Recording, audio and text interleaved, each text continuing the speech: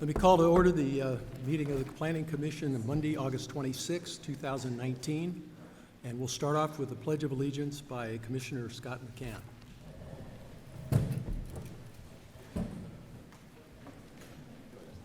Ready? Begin. I pledge allegiance to the flag of the United States of America and to the republic for which it stands, one nation, under God, indivisible, with liberty and justice for all.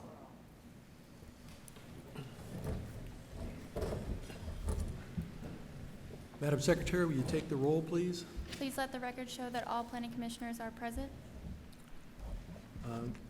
Look for a recommendation to approve the minutes of the last meeting.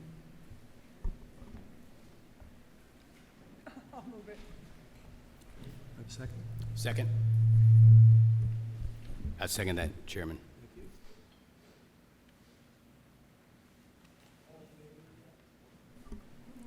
Signify by saying aye. Aye. Aye. Aye. Minutes are approved. Chairman, I abstain on that because I was not at the meeting. Public comments. Anyone wishing to address the Planning Commission during the public comment section or on an agenda item is asked to complete a request to speak form available at the door. The completed form is to be submitted to the Planning Commission Secretary prior to an individual being heard by the Planning Commission. Secretary's up here on the right, far right, your far left. Any person wishing to address the Planning Commission on a subject other than those scheduled on the agenda is requested to do so at this time. In order to conduct a timely meeting, there will be a 3-minute time limit per person and an overall time limit of 15 minutes for the public comments portion of the agenda. State law prohibits the Planning Commission from taking any action on a specific item unless it appears on the posted agenda. Do we have anyone going to speak on an item other than what's on the agenda? No, Chair Donut. Okay. Next, the consent calendar. Nothing on the consent calendar. Next, the public hearing on item number 2. Can everybody hear me in the back? Got one yes and one no. I'll try again. I'll speak a little closer to the mic. So we have item number 2. Do we have a staff report? Good evening. Yes, we do. John Champa will lead the presentation this evening. Thank you. Good evening, Chair Donor, Planning Commissioners. John Champa, I'm the case planner for the project at 35485 Camino Capistrano, request for a coastal development permit and site development permit for the Walker residence. The project's located in the RSF3 zoning designation within the Capo Beach community in Dana Point. The property is a vacant 8,000 square foot lot, and the site is located within the appeals jurisdiction of the Coastal Commission in the coastal zone.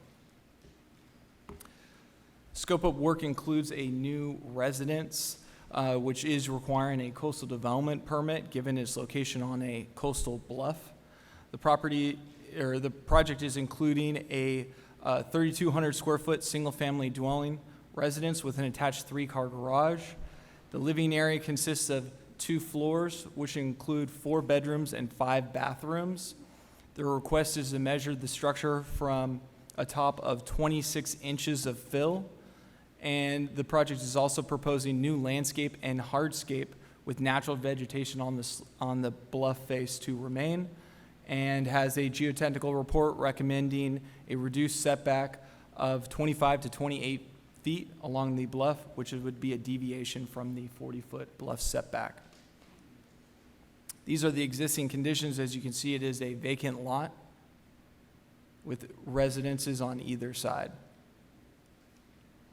This is the site plan proposed. As you can see in the red line is the coastal bluff edge. The project meets the setback requirements of providing a minimum, or providing at least 5 feet along the sides and 24 feet 6 inches along the front of the property. The project does conform with all of the applicable development standards associated with the RSF3 zone, given that it meets all the necessary setbacks, height, lot coverage, landscape, and parking. The project is requesting a deviation from the codified 40-foot bluff setback to 25 to 28 feet, which is reflective of the geotechnical report that was submitted with the project, which was reviewed by the city's public works and geologist and confirmed that that is an appropriate setback for stability and is in conformance with the city's local coastal program. This is a rendering and front elevation of the project. As you can see, it is a modern design with use of stucco, tile siding, extension of eyebrows and eaves to convey the contemporary design of the structure. These are the side elevations showing the articulation and architectural elements that have been incorporated into the design to ensure its conformance with the city's design guidelines. Project is in conformance with the requirements of the coastal development permit, given that it conforms to the city's local coastal program, in that it does meet all of the applicable development standards, does not impact public access, which is located 1/2 mile south of the property at Poche Beach, and there are no impacts to public recreation or environmentally sensitive habitat areas. The minor site development permit is requested to measure the structure from a top 26 inches of fill to create positive drainage to the street. The proposal, given the natural sloping topography of the site along the rear of the property, is necessary to create that drainage. This request has been reviewed by Public Works as well as Planning and confirmed that this is necessary to create the positive drainage to the street to avoid erosion of the coastal bluff. Project does comply with the 7 required findings of the coastal development permit, which are outlined and justified in your attached draft resolution, as well as the 4 findings in the minor site development permit, which are also in the draft resolution. Staff is recommending approval of the coastal development permit and minor site development permit, subject to the attached conditions and draft resolutions. Staff and the applicant are available for any questions that you may have. We have questions from the commission. Commissioner McCann? Thank you.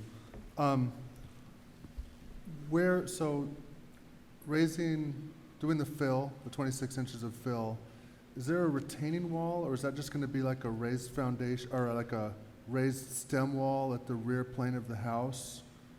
How is that going to be retained? So I believe that would be a low stem wall at the back of the property, which would be integrated into the hardscape design of the project, as the hardscape is allowed to go beyond the 25 to 28 foot coastal bluff setback.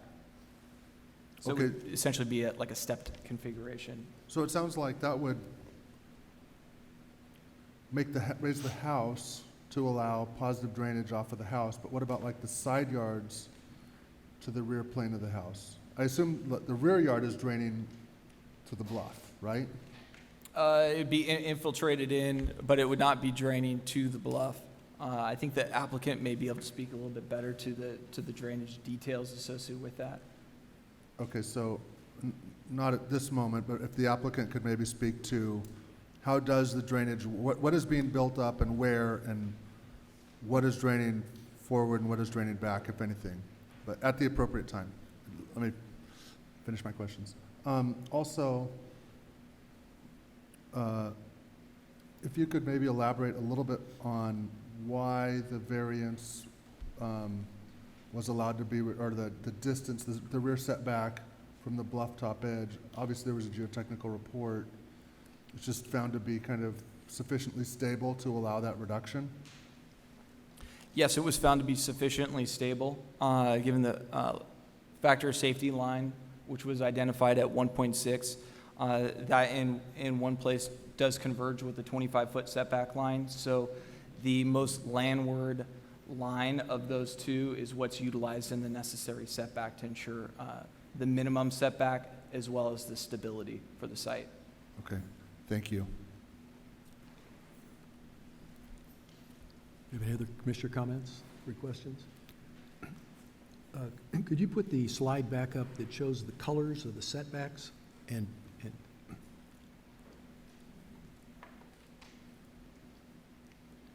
there, that's the one. Would you tell us what those colors mean? So the black line is the edge of the bluff. So that's where all the setbacks are measured from. We'll call it the orange line, is the 50-year erosion line. So this is the line that's measuring 50 years out. Where will the edge of the bluff be?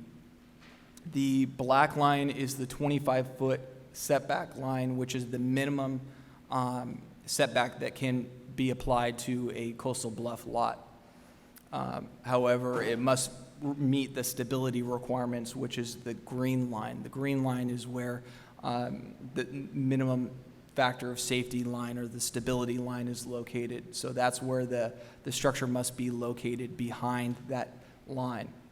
The 40-foot is the standard setback line for that area, which is a minimum of 40 feet. However, given a geotechnical study, a bluff setback can be reduced up to 25 feet if it's shown to be stable enough for the site. Thank you. Do we have any other comments?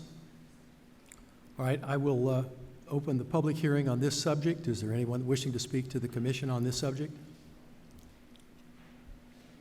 I will close the public hearing on this subject and open it up now for commissioner discussion.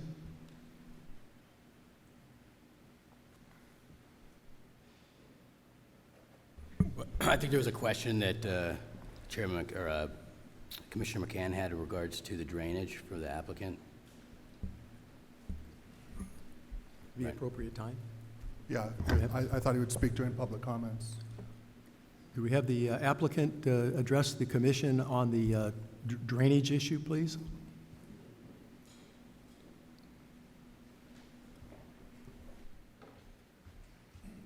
Good evening. My name is Jack Garland. I'm the architect and also applicant for the homeowner.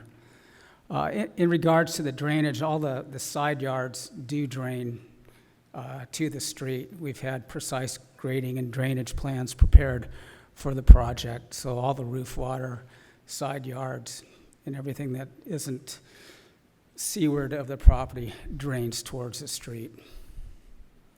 And also we have the geologist is here to answer any questions that you might have in regards to the geology. Thank you, appreciate it.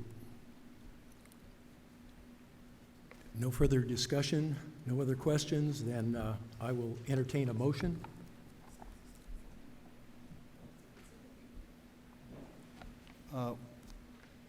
I'd just like to say that I've reviewed this project, and I find it to be in compliance with all the applicable codes. I think it's well-designed. I think it's a challenging site, and they've done a good job to make something work in here with the way the ravine comes back and the slope setback requirements and everything. So I find it's in compliance with all the applicable codes, and I'm happy to make a motion I will make a motion. I move that we approve Coastal Development Permit CDP 16-0014. That's the wrong one, excuse me.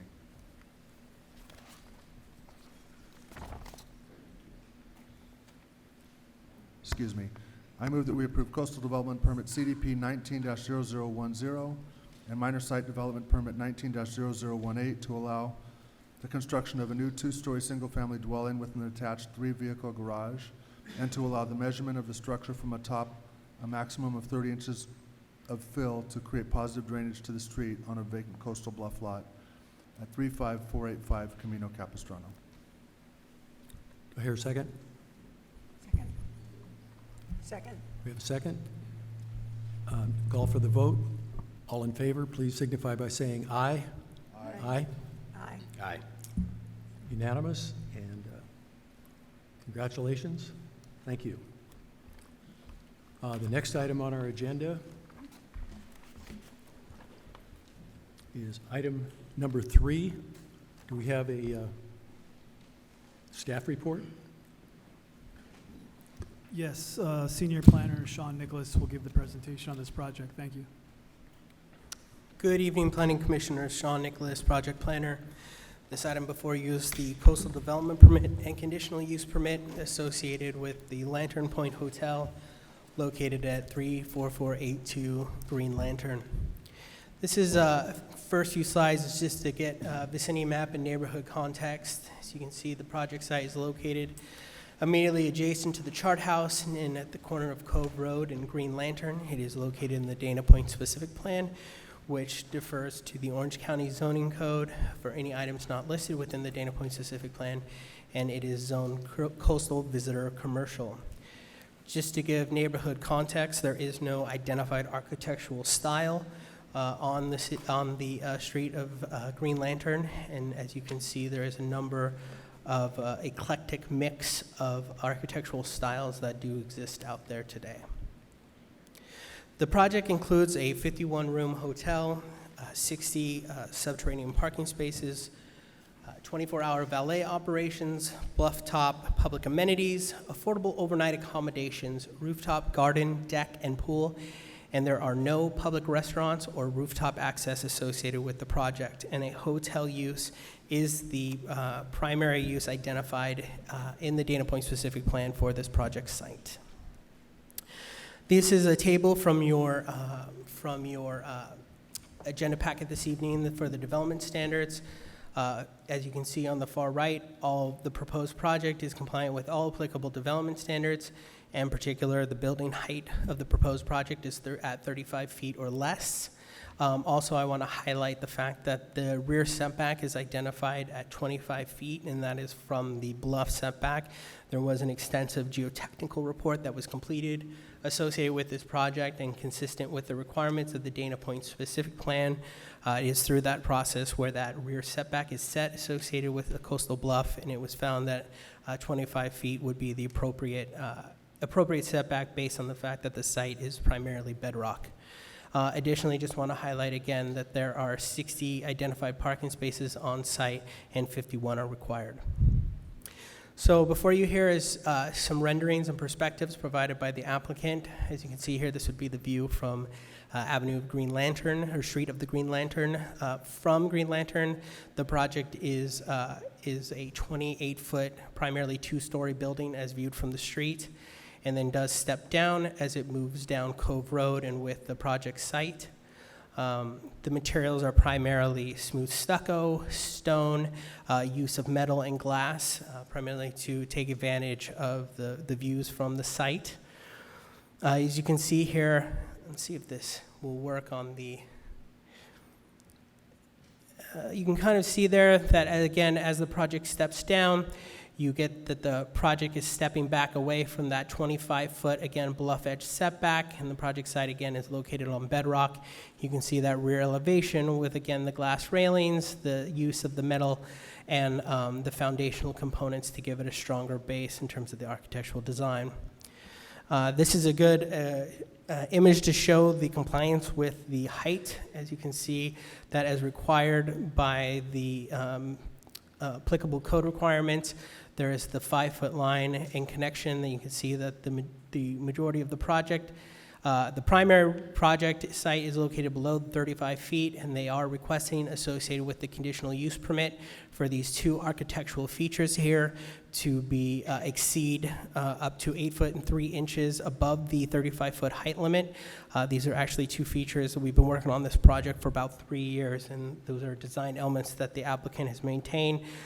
They've indicated that it ties into this front area, but is not utilized for any type of seating or extra living or habitable space within the site as required by the code.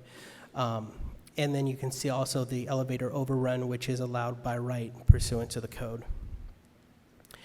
While there are no identified public views associated around the site, the applicant has provided this analysis is viewed from the Headlands Trail above the residential area on Green Lantern. As you can see in that bottom right image, that the tallest portion here of the structure from that encroachment above is at 35 feet below the base of the trail. So if you were to lie on the trail, it's still 35 feet above that point. And then that would be the view from that same point, again, at that 35 feet above the project site. Based on staff's analysis, primary views of the harbor as well as whitewater views beyond the jetty still exist post the project development there. There is low-cost visitor accommodations consistent with the Coastal Commission policies as well as the Chapter 3 policies. Again, you can see in this the 25-foot bluff setback based on the geotechnical study. Here you see the required 10-foot bluff top trail that is required to be offered a dedication for ongoing use for the public. The applicant associated with their project are proposing to develop that trail with a DG amenities, including 3 public benches, 2 different telescopes to enjoy the view, as well as provide binoculars from the in the lobby for free for use for anyone coming down to utilize the public area. Access to this is also available from the exterior of the structure and also through the main lobby and elevator for ADA accessibility. All required signage associated with access to this back area is a condition of approval that will need to be approved associated with any signage for the proposed hotel, and to clearly show access and the path of travel to the public amenities. Also shown on here is the bottom floor of the rooms. These are also the 25% of the low-cost overnight accommodations that are set as forth as the policy of the Coastal Commission regarding new hotel projects, so they are also in compliance with that. And a condition of approval has been added, consistent with other conditions of approval the Commission has seen with other low-cost overnight accommodations associated with compliance with the Coastal Commission policy and overnight accommodation cost study. Staff has completed a number of reviews regarding parking, and as well as a traffic study was completed for the project. In your Planning Commission plan book this evening, there is a parking management plan and a valet plan associated with that 24-hour valet. The purpose of the valet is to provide maximum amount of efficiency as well as use of subterranean space to reduce the amount of above-grade structures associated with the project. Another thing that has been condition associated with this project, as we've known and heard from the residents on Green Lantern, is all employees and guests are required to park on site, and that is condition of approval number 15. Again, these are a definitive and measurable requirement, and that if we do receive complaints that they are not in compliant, there are thus then remedies in order to ensure compliance long term, as well as a traffic study, as I stated, that shows that at peak time there will be 25 additional trips in the morning and 32 additional PM peak times as well, which are both below the 50 trips in terms of the thresholds, as well as LLG, which is the city's third-party traffic engineer. They have completed and updated their cumulative Green Lantern Hotel impacts potentially on Green Lantern, as we've continued to do for the last 3 years, in which we've been evaluating potential projects on Green Lantern. So this is something we've continued to update and analyze, and based on these proposed trips that this project will ultimately result in, that the capacity along Green Lantern and Cove Road and through there does exceed capacity versus the trips that will be generated by the project, and there will be no change in the level of services of any of the intersections that provide access to the site. Associated with noise, the applicant has identified limited hours of rooftop use in terms of the pool. They are proposing a utilization of 8 a.m. to 9 p.m. daily. That is condition of approval number 10.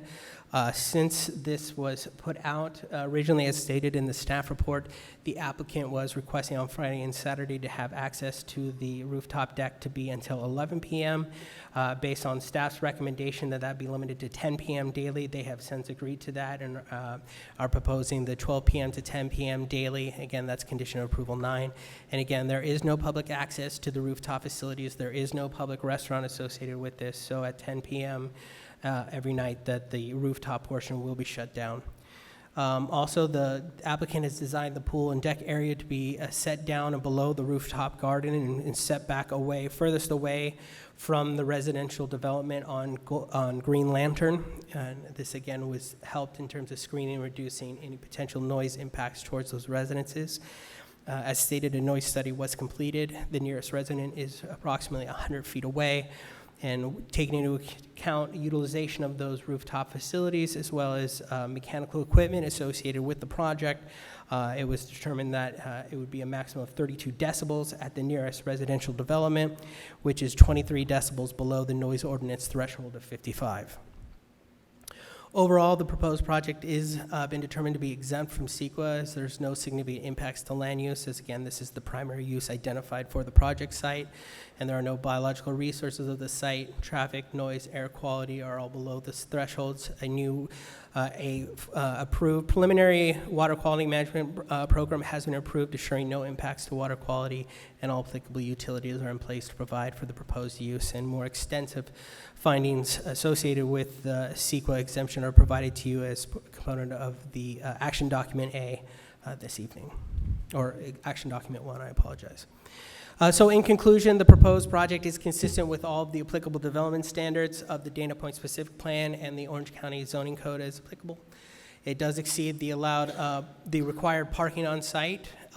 They are requesting this evening the architectural features be allowed that 8-foot 3-inch encroachment above the 35-foot height limit, and that is again subject to the conditional use permit before the Planning Commission this evening. And there is no identified traffic or noise impacts associated with the project. It also does address the Coastal Commission requirements associated with low-cost visitor serving amenities, and staff has found that all of the findings for the CDP and the conditional use permit can be met, including consistency with the local coastal program as this is identified as the primary use for the site. High quality materials are proposed to be utilized, and consistency with the development standards as already stated. With that, staff does recommend the Planning Commission adopt the draft resolution approving coastal development permit 16-0014 and conditional use permit 16-005, subject to the attached findings and conditions of approval. This concludes staff's presentation, and staff is available to address any of the commissioners' questions. Thank you, Senior Planner Nicholas. Do we have any questions for John from the commission? Mr. Chair, I'll go first.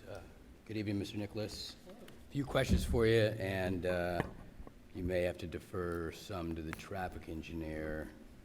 So in February of 2017, we had a parking study done, I recall, that was part of the other hotel, The Wave Hotel. Wave Hotel. Yes, sir. And that one indicated 53 rooms. Yes, sir. We're at 51, so we've reduced the count of rooms from that Yes, sir. study? So from that study, which also has indicated the sufficient capacity as well as no impact to level of service with 53 rooms, as the project has continued to be developed over those 2 years, 2 additional rooms have been reduced and dropped from the project. Okay, and that included the previous hotels that have been approved? Yes, sir. Okay. And then the updated memo on 319 also included those 2 rooms that have been also removed? Yes, sir. It's Okay. reflective of the current project. So can you walk me through how the Orange County zoning code plays into this versus the Dana Point zoning code? It's a little confusing as it relates to height. Absolutely. Oh, in terms of height. So in terms of why the Orange County zoning code is the applicable component here, when the city incorporated in 1989, it was a process that a number of areas of the community had already, under the Dana Point Specific Plan of the Orange County, had already received a local coastal program approval, which did include its own, in essence, set of general plan and and municipal code requirements as it would be. And it does refer directly back to the Orange County Zoning Code as the deferral document in place, as that was what was in place when it was adopted by the Coastal Commission, and then still is in place for the as it exists today. Now, as we incorporated, a number of areas were incorporated into a separate Dana Point general plan, as we have, and LCP. But in terms of these areas identified in the Dana Point specific plan, it is still the applicable development standards for a wide range. It's not just the street of Green Lantern; it's a large portion of the Dana Point community. In terms of the height, it does directly relate then that we refer to how height is measured per the Orange County Zoning Code, and we took that language and reviewed and analyzed it, and the proposed project, pretty much in essence, you take a line 5 feet out from the face of the building, and based on the slope and what they're proposing, it is, you connect the two ends and you don't pass the threshold. Okay, and then as it relates to the use permit for the architectural components, that's part of the Orange County zoning code? Yes, sir, that's correct, and that's per the requirements that have been in place since 1985. Okay. And then is there, in looking at the specific plan and then our development standards, I didn't see an FAR limit, max or minimum. Is there one? No, sir, you are correct in that. Going to the trail, so the trail, essentially, they dedicate, they build it, and if somebody builds next to them, then it connects? So that's an excellent point, and I am so sorry every time I say those Ps, huh? So as you can see here, due to the topography and the location, the applicant has created, in essence, a turnaround and connective point. But as you can see, this would be connect to the chart house, and the chart house does similarly have a required 10-foot easement.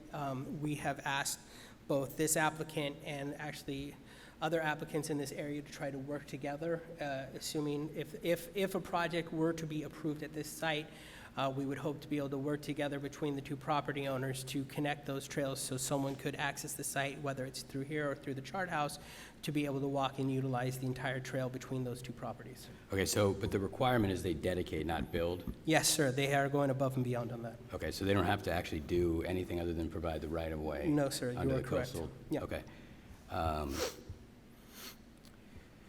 In looking at the plans, it looks like there's a bar in the entry lobby as well as the one on the roof deck.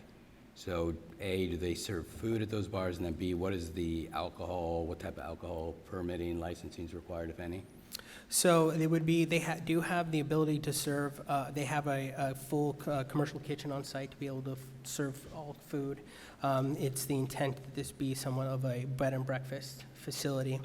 In terms of alcohol license, it does not require any special approval, as this is ancillary to the primary use and is common function that occurs associated with hotels, so they would be required to get the necessary ABC licensing through the county, but nothing specifically from us. Okay, so we don't have a use permit or anything? No, for sir. Like a type 51, okay. No, sir. And then the hours on the deck, I think if I read it right, the applicant originally requested to close the deck at a later hour than what staff recommended? And 11 that's p.m. on Friday and Saturday, but they've since agreed to the 10 p.m. 10 p.m.? Yes. Okay. And the pool closes at 9? Yes, sir. All right, on the low-cost accommodations, it references 25%. Mhm. Is it just, they just do the math and round up, so it's 13 rooms? Yes, sir. Okay. And then do you happen to know the check-in and check-out times? I believe they said 11 and 3, but that'd be a great question for the applicant. I Okay. don't know if they've necessarily put that level of detail into the plan yet, but I believe it's something probably around those numbers. Okay, great. If the applicant's here, if they could address that, if they come up, that'd be great. And then on the delivery times, Yes, sir. are those, the times referenced in our staff report, are those different than the standard delivery times within the city? I would say that they are no different than standard as with condition on any other project. I would say the only difference that we added was the component regarding the check-in and check-out time to avoid potential impacts to the residences and anyone being backed up into the street. And again, trying to get those cars in and down in the subterranean parking structure as efficiently and quickly as possible. That's why we've added the additional requirements associated with limiting deliveries an hour before, an hour and after the check-in and check-out times. Okay, so if they're 11 and 3, then up until 9:30, they can, 8 to 9:30, they can take deliveries, and then 4? I would say between 8 and 10, Okay. assuming those times. Okay, and then going through some of the conditions, condition number 12 talks about reflection or glare from the windows. So how does that get into, how do we, what are the things that occur that would then require them to change the windows? It wouldn't be necessarily changing the windows if there was just any kind of treatment or tinting that can be provided if, we get complaints about glare. As one of the contemporary components of the architectural style, they are using a lot of glass, and if there needs to be tinting or something to help reduce that reflection and that glare, that was the intent of that condition. Okay.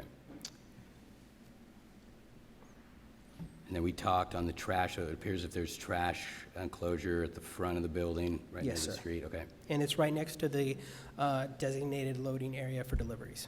All right. I think it was in the plans, but could you, do you recall how many yards of dirt is being removed in their cut? I can tell you in 1 minute.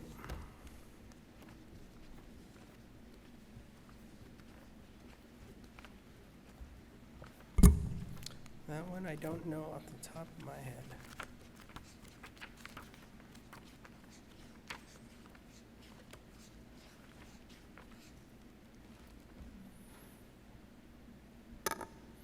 So the total excavation is proposed right now based on the preliminary grading plan, 8,600 cubic yards.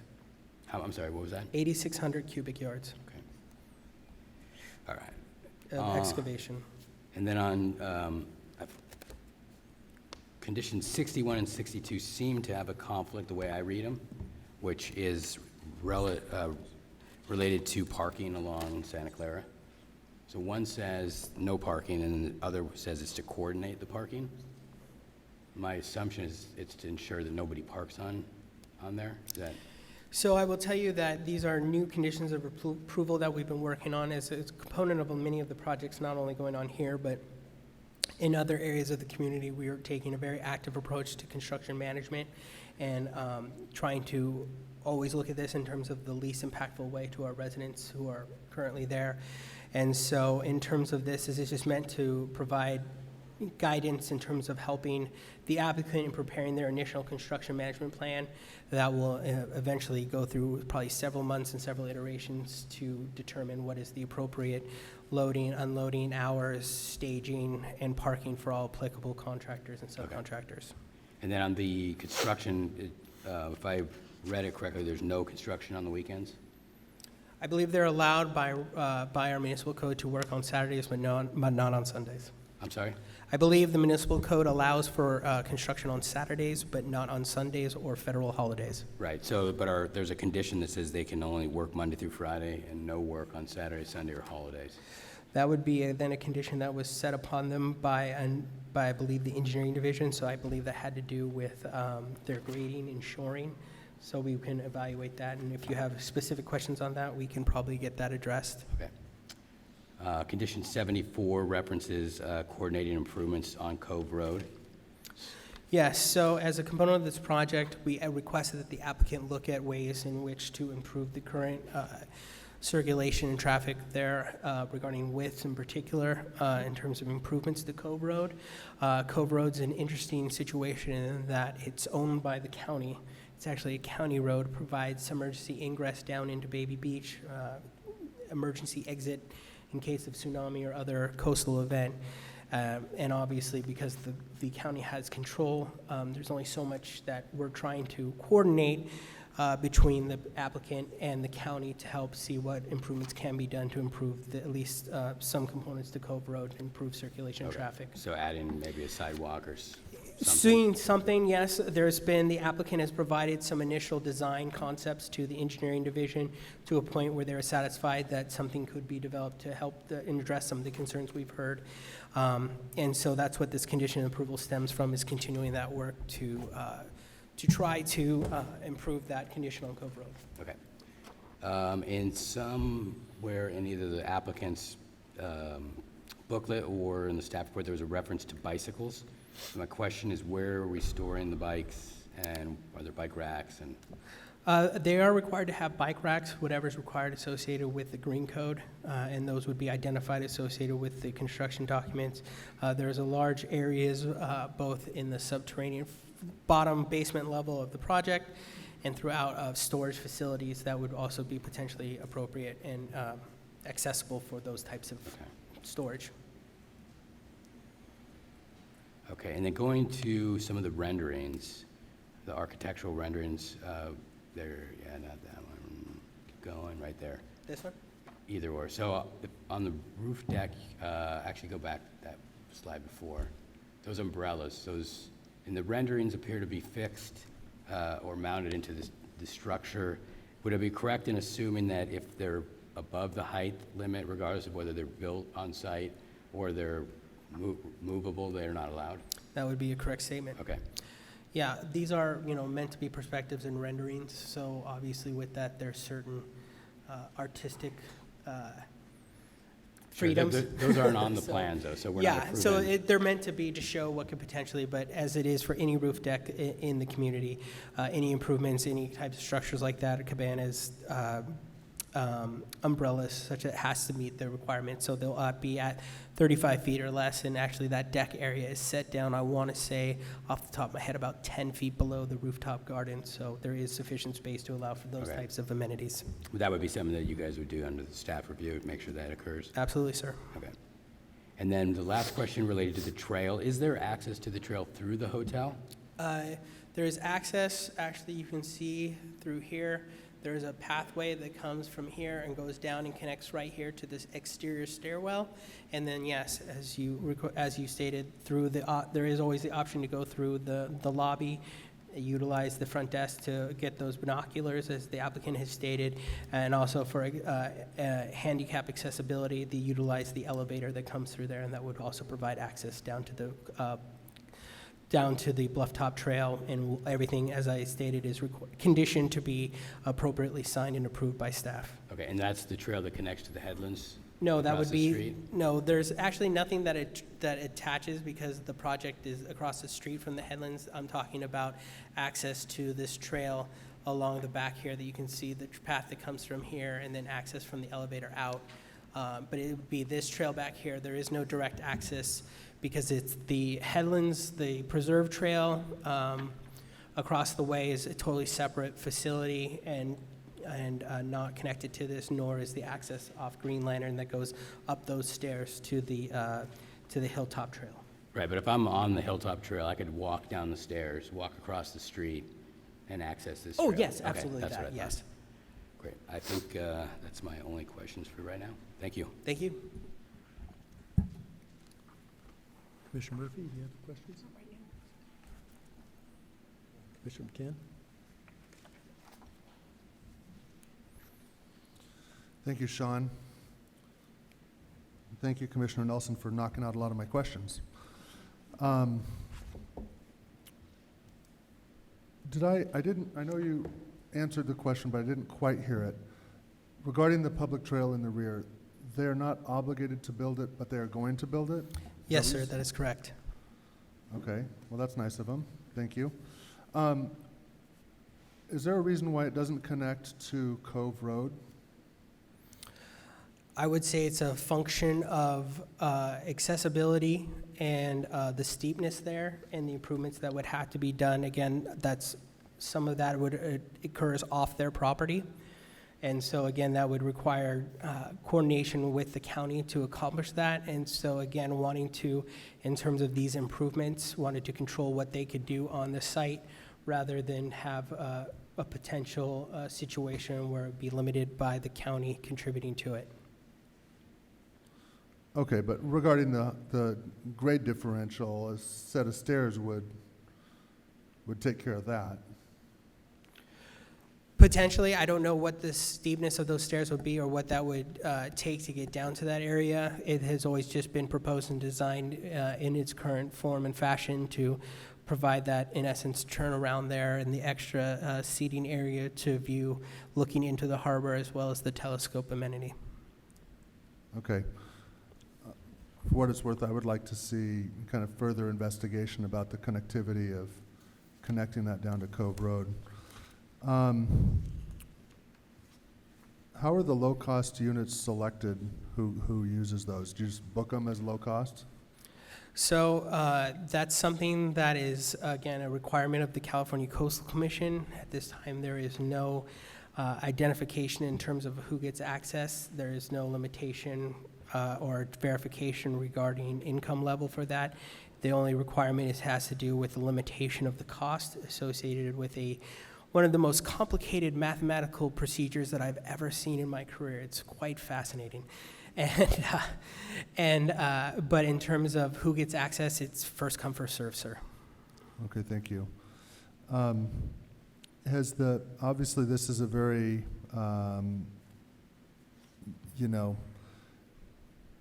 rigorous geotechnical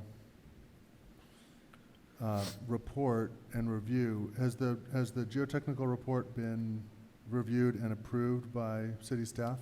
Yes, sir. The preliminary geotechnical has been reviewed and was very extensive as we wanted to. As I said, this project has been going for about 3 years, so we've had also a number of updates, and the site geological conditions have always been found to be bedrock, so very favorable for the proposed development. And I believe even that they've found, based on that geotechnical review, even extremely minimal erosion that has occurred over the last 50 years. Okay, thank you. Regarding this project, and it's being designated as exempt from CEQA, has the city attorney weighed in on it? City attorney, do you agree with it being exempt from CEQA? Yes, I do. Under the CEQA guidance, section 15332, which governs infill exemptions, there's effectively 5 elements that you have to satisfy in order to be eligible for the exemption. That's number 1, you have to be consistent with the general plan and the zoning code. Number 2, you have to be on a site of less than 5 acres. Number 3, the site has to have no value as habitat for endangered, rare, or threatened species. Number 4, the project will not result in any significant effects to traffic, noise, air quality, or water quality. And number 5, the site can be adequately served by all required utilities. I've taken a look at the code section, and staff has taken a look at some of the other reports that were prepared, and we agree that this qualifies for the infill exemption. Thank you. And then regarding the architectural canopies that they're requesting exemption from the height on, what's the purpose of those, and were any alternatives considered? Can you please go into a little bit more into depth in that? And I think that that's an excellent question to the architect who is present, and I believe is prepared to talk about his architectural inspiration in that very topic this evening. Okay, thank you. So if the architect could address that during public comments, that would be great. During public comments. Thank you. That's all my questions for now.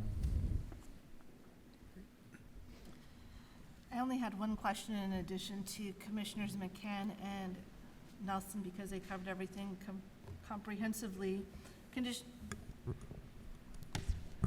Condition of approval 19, it says trees planted as part of this project shall not impact any public views. What is the definition of a public view?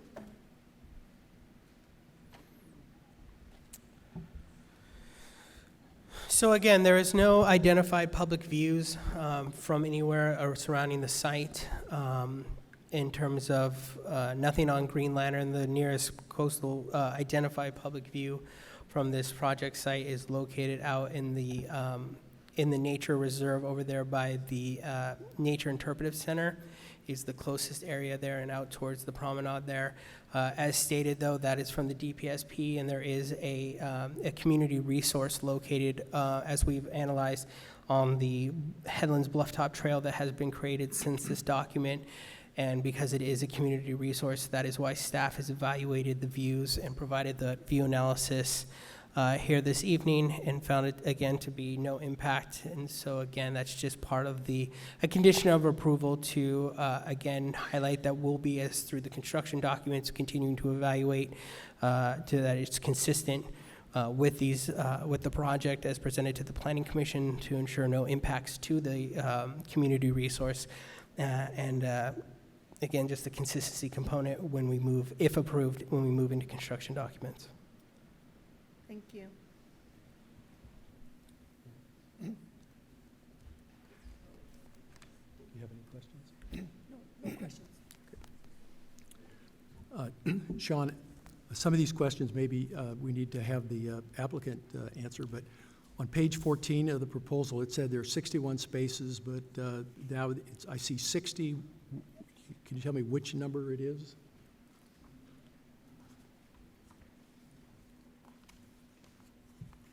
"51 spaces are required and 60 spaces through their valet plan are provided." Okay.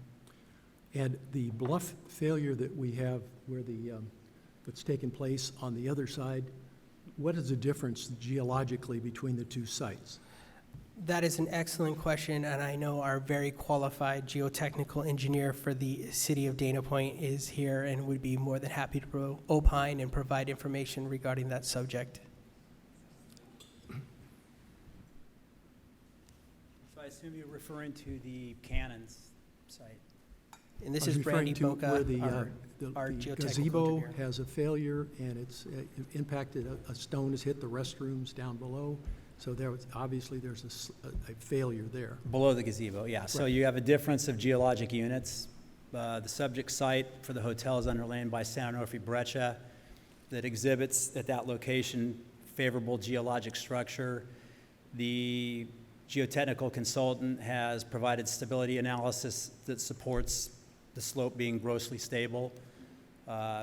There is a fault that extends essentially under the cannons that represents the difference between two geologic units, Capistrano Formation to the east, San Onofre breccia to the west. The failure that you're referring to below the gazebo and below the cannons, for that matter, is in Capistrano Formation, blocky sandstone material, so just two different material types. The San Onofre breccia beneath the hotel site does not exhibit the same kind of fracturing pattern that the Capistrano Formation does below the eastern portion of the harbor and the sea cliff there. Thank you, appreciate it. The improvements that we talked about, I mean, the parking on Green Lantern, the hotel is got 51 rooms and 7 dedicated staff locations for 58 parking places. So there's really no reason for anyone from the hotel to be parking on the road? That is correct, sir, and I believe it's condition of approval number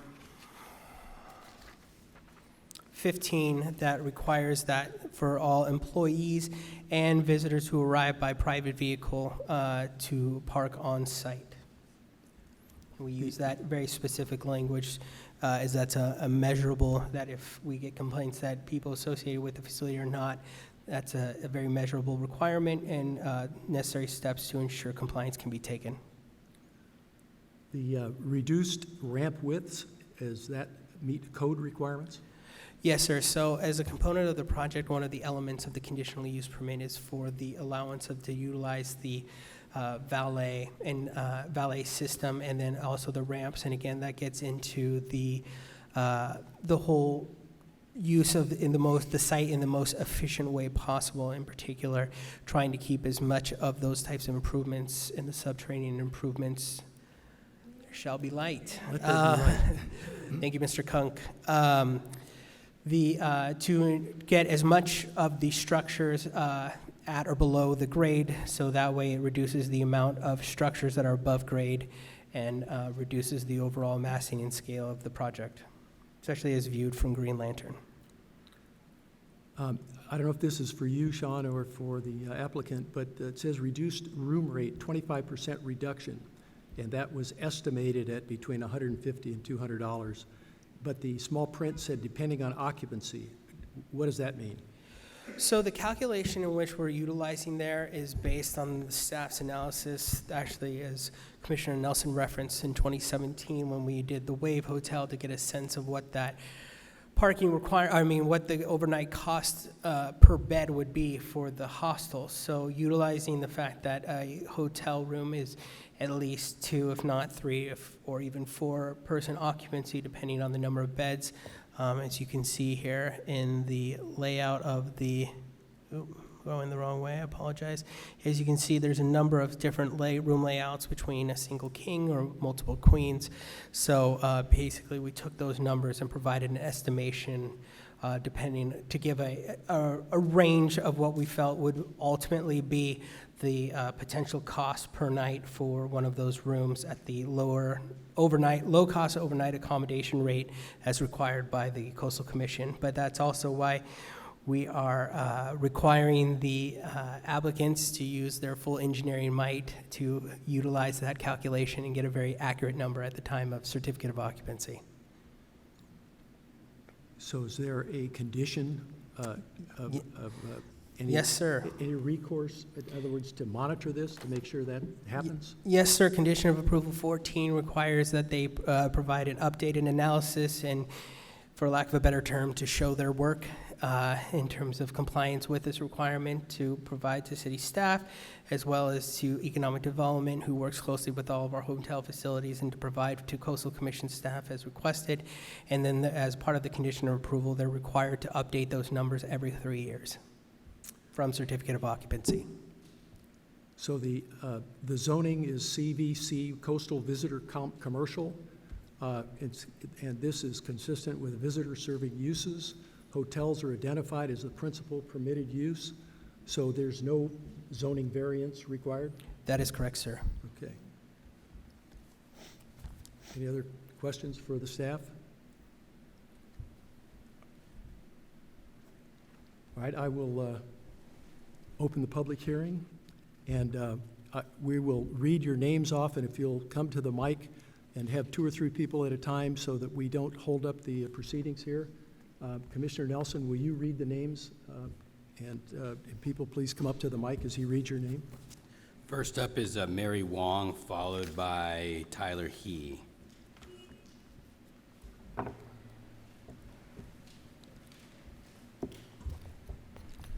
like to thank the Planning Commission for allowing me to speak. And it's great that we're talking about this project. However, I haven't heard anyone speak about the conservation area that is proximal to the proposed development, which is Harbor Point Conservation Area. I did have a brief conversation with Senior Planner Sean Nicholas about the plants. Currently, the Harbor Point Conservation Area has over 100 varieties of native plants, 15 of which are rare plants that have been determined by the California Native Plant Society. There are over 175 animal species on the conservation area, Harbor Point, the conservation area, Hilltop, so the whole 60 acres, which is proximal to the proposed development. Of those the two animal species that I'm very concerned about, and I think many of our local citizens are, the federally protected Pacific pocket mouse, as well as the federally threatened California gnatcatcher. Now, these 2 animals specifically survive on coastal scrub sage environment, which is their food source. And I think that with the proposal of, I'm so sorry, we have 13 nesting pairs of gnatcatchers on the conservation area. Our concern is, number one, trash, because that brings in the ravens, predator birds, and they will prey on the gnatcatcher birds. And also the trash brings in the Argentine ants, which they are believed to eat injured mice, and they reduce the presence of pollinators by invading flowers, and then the pollinators cannot do their job. So artificial lighting is another concern, because the majority of our mammals on the preserve are nocturnal. So artificial light will affect their natural habits as they hunt for food in the evenings. So I'm done. Well, thank you so much. All right, so Tyler He, and followed by Michael Buckingham. Good evening, honorable members of the Planning Commission. Thank you for having me, allowing me to speak tonight. My name is Tyler He. I'm here on behalf of concerned residents of Dana Point. Our office already submitted a comment letter to you for this matter tonight, so I just want to highlight a few key concerns. And one thing I'd like to bring up to start is that aside from a question of a consistent use, different in consideration is whether or not that use or the form of that use is appropriate. As proposed currently, the project is inconsistent with general plan and the local coastal program. Among other things, the building's bulk and massing, as currently proposed, is inconsistent with the character of the neighborhood.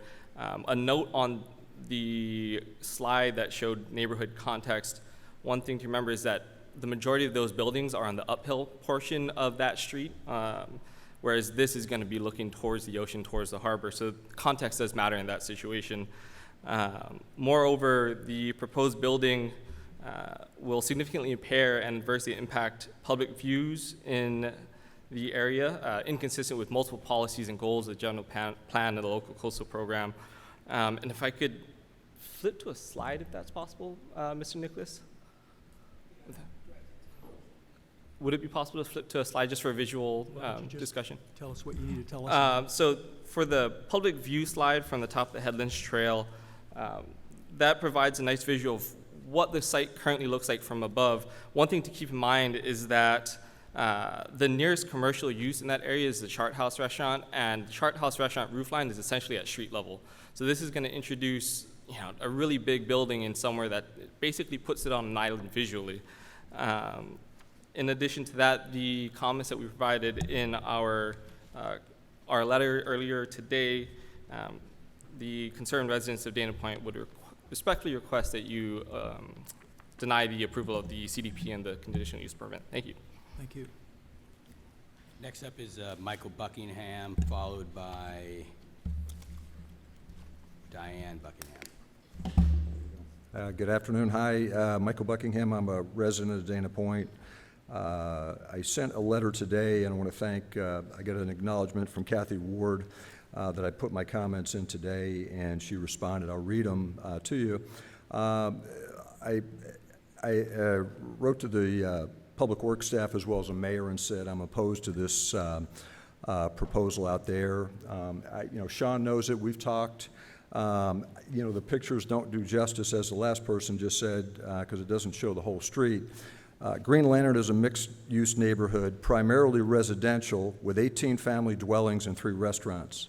It's a very quiet street during the day, and it's well-traveled by locals, tourists, on foot as well as by bicycle. There's many picturesque spots along the streets, and at all times you see the occurrence of people stopping to take pictures all over the town from that point. Frankly, the city of Dana Point should purchase this land or acquire it under eminent domain and turn it into a city park, and perhaps utilize some of the land to create a safe way to bike and walk down Cove Road. And when we talk about safety, I hope you know where this road is. They are going to put their driveway 30 feet from a blind intersection, and You better tell the people, I'm sorry, I shouldn't point that way, but I hope that the people that are doing this project tell the tourists to come to town, don't turn right and go down the hill with no brakes on and no helmet and see what happens. It's going to be very, very dangerous around there, and I really think the city should do it. It's take the land, it's got an adjacency to the Headlands Park, a lot of good things that Mary just said right there.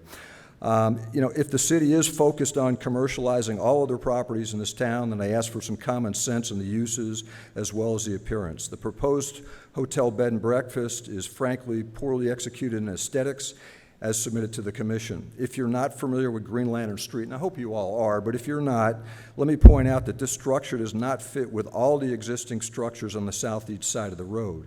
As you approach Green Lantern Street, either from Cove Road or by PCH, there's a uniformity to the building heights that face the harbor. For that matter, the same is true on the other side of the street, and whether that's residential or commercial restaurants. Building heights and roof lines of existing restaurants and residential units are virtually the same. The proposed development will be nearly twice as high as any structure on that side of the street. And when you look at the pictures there, take a picture where you can't see everything else on that street. It looks like we're building a casino on the end. Lastly, traffic congestion and safety concerns or additional concerns I have. For example, as I said, the proposed entrance is 30 feet away from a blind intersection. Where you've got walkers and bicyclists. Years ago, we were told that anybody developing on that property would have to use a common driveway with a chart house due to the concern and safety, and I'm shocked that the city would permit it. You know, last but not least, you look at things like such as traffic when the building is going on right there. It is a tight 2-lane street right there. Sean, I cannot believe I saw you the other day, and now you're telling me you can have music on till 11 o'clock at night. I mean, that's insane. And so Sir, when the your chart house 3-minute asks for time that is too. up. No one polices anything. And lastly, Scott, to you, that thing is hidden just like the chart house. They never show you that that's an open access bluff. It is hidden. Test, So, test. said my piece. Thank you. Sean, did you say 11 or 10? 10 o'clock. But Thank you. 11 on Friday night and Saturday. You said that, just so you. Oh. He said 11 was proposed, but what is a condition of approval is 10 o'clock.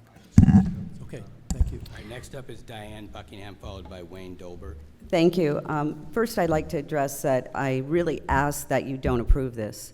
That's my question. I ask you to drive down the street, look at the architecture, and you will see they cannot possibly say this is visually compatible to what is there. This is a monstrosity compared to anything on that street. If you look at page 12 of your handout there of them, you'll see the chart house next door. You'll see a circular structure. Thank you so much, Mary, for turning to page 12 and looking, because you'll see on that a structure of the chart house. You'll also see how much higher this building is compared to that.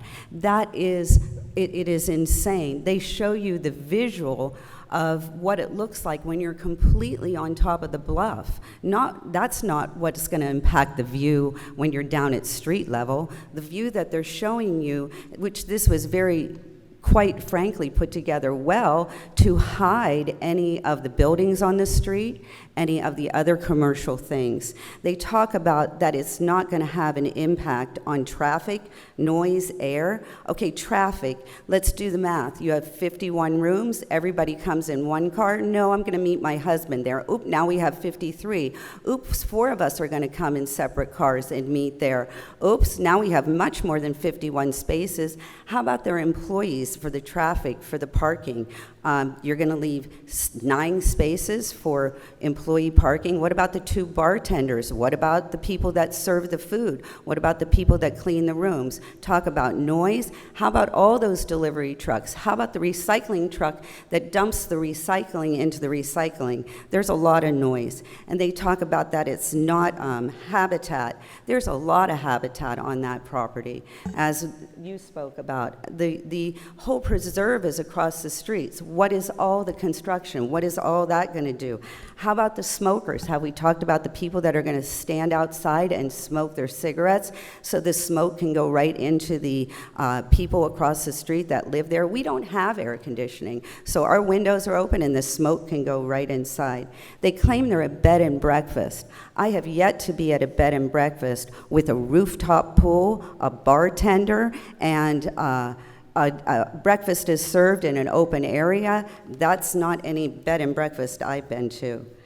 We talked about the architecture's features. If you look closely, you'll see that this is completely not within the structures of Green Lantern Street.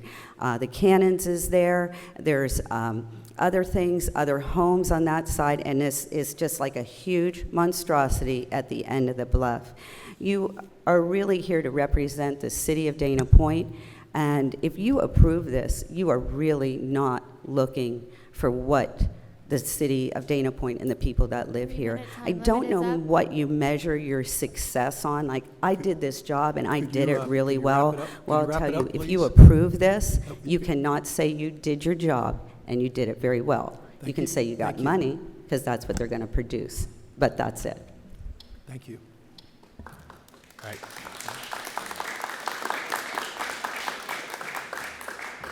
Next up is Wayne Dahlberg, followed by Rona Lind, I believe, or Lindell? Lindell, yes, that's her. My name is Wayne Dahlberg. Thank you for hearing me. I did send in a letter earlier. I didn't bring it with me because I didn't think I'd be able to make it here in time to speak anyway. So I tried to remember what I wrote, and I'll try and articulate that as best as possible at this time. Can everyone hear me? Good. How about now? There you go. Yay. Okay, I'm just going to touch on some of the same things that everybody else has talked about. Building height is one of the things that I find be the biggest objection. 28 feet calculated from the street grade. It's an interpretation of the obsolete and outdated Orange County regulations and zoning development standards. I think we should harmonize the standards, get them up to date so that we're calculating building heights from existing grade, not from a fake grade, a grade that they calculate based on a grading plan that says we're going to build it up, but we're not asking for a variance. It's calculated from one of the floors. I'm not sure which floor, but bottom line is they bring it up to the 28 or to the street level and then calculate 28 feet above that. So I think it's inappropriate. You asked what a public view is. If you ask the public that are walking up and down Green Lantern all the time, they're constantly staring out, looking at the view that they will not be able to see if this structure is put in place. They'll have to walk around the unit, follow the trail on the side if it's adequately marked, which Sean did indicate there would be signage. Most people walking down the street don't think, oh, I'll go inside this place and check it out, go out the back. ADA requires that ADA access requires going through the property. Not necessarily a convenient situation either.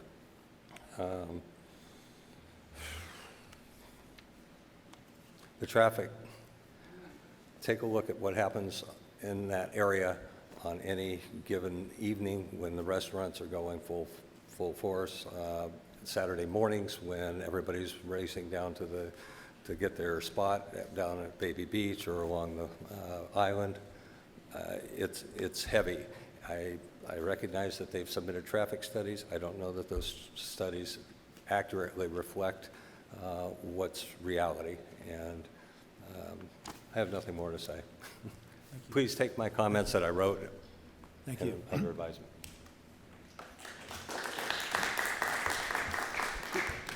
Rona Lind, followed by Marshall Lichterman. My name is Rona Lindell, and I'm a resident of Green Lantern, and probably unusual in that we actually constructed a home there 18 years ago. I think the biggest shock I had was when I went to the site on Saturday when they were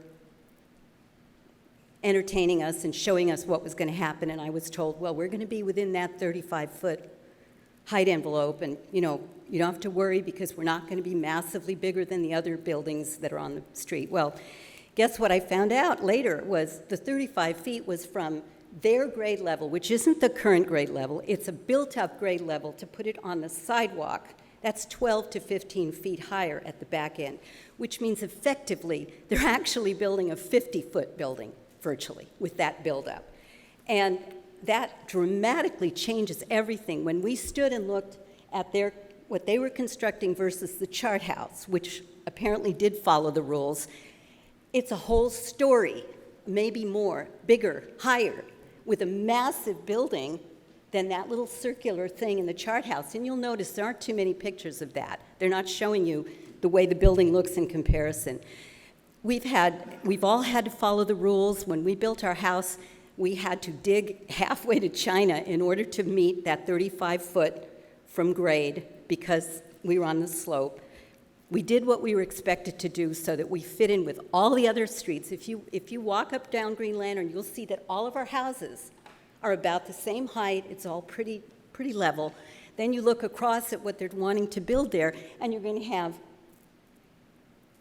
which is crazy. Why would they be allowed to do something so dramatically different in our street, and especially a scenic street that people do come to look? That isn't the only problem, of course. There's the traffic. There's going to be horrible traffic. I can't even begin to tell you how dangerous our street is sometimes. And as far as getting people to park on site, right, they're going to do that, just like the chart house and Cannons and anyone else who's out there. It's crazy. It was a beautiful, serene spot that is being turned into a commercial parking lot. And I don't understand why we need to do it that way. I don't understand why they would be allowed to break the rules to fit their needs at the expense of all the rest of us taxpayers and residents. And so I'm asking you to disallow the project as it stands. It is wrong for our building, for our neighborhood, for Dana Point in general. So thank you for the time. I appreciate it. Thank you.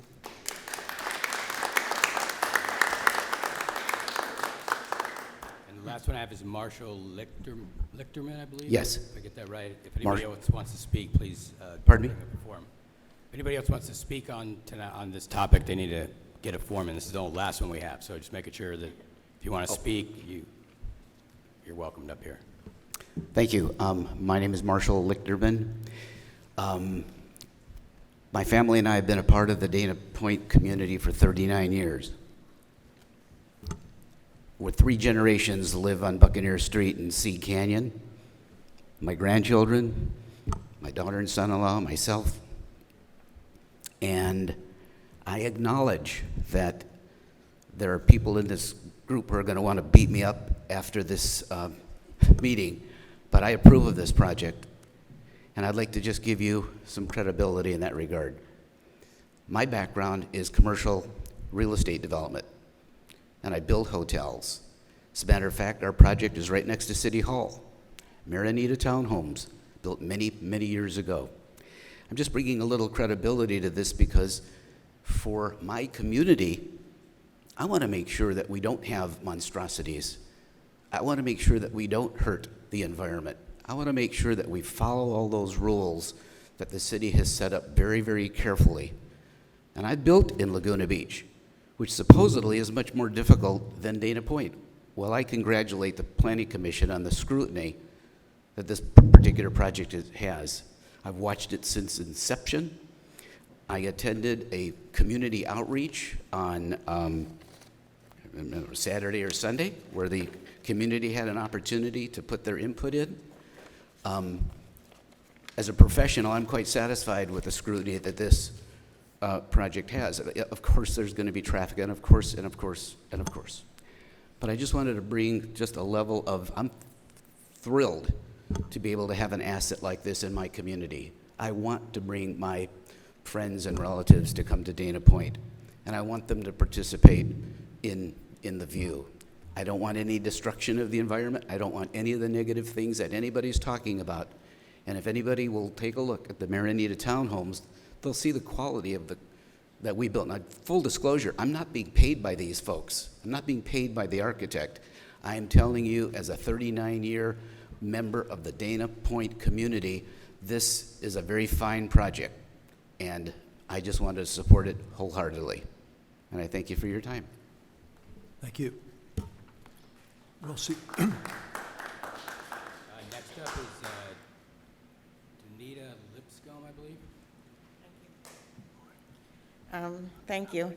I just wanted to, I guess, get back to the basics, and everybody's touched on the topics, but we have a guideline set forth in the Dana Point zoning ordinances. A couple of things were touched upon briefly, but specifically Chapter 9.05 for general design compatibility and enhancement mentions as a minimum things like architectural style, detailing, massing and bulk, color and materials, which was touched upon briefly, and scale and proportion and with the intent to integrate the architectural themes in these points, not only into the subject property, but also the adjacent surroundings. And I don't see that the presentation or the proposal meets this basic general guideline of our Dana Point ordinances. Also, I am a geologist, and I am aware a little bit of the risks of putting buildings and not regarding the geology. I haven't seen any geotechnical reports. I would like to for this project, either in-house, and I'll be glad to talk to the geotechnical representative, or elsewhere for official documents. This needs to be reviewed by, for sure, a licensed geologist for the state and a licensed engineer, not just somebody with the title in the office. And also, it needs to be coordinated, that review, with the California Geological Survey. Because I am aware, and there's things going on right now, where in-house representatives in the geotechnical field have put out documents, but they haven't been based on sound geological information. An example is on our freeway, Highway 5 towards San Clemente, where houses are suffering from that kind of misuse of information from non-qualified personnel. Thank you.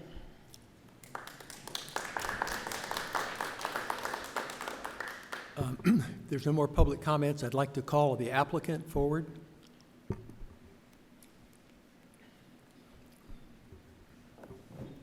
And,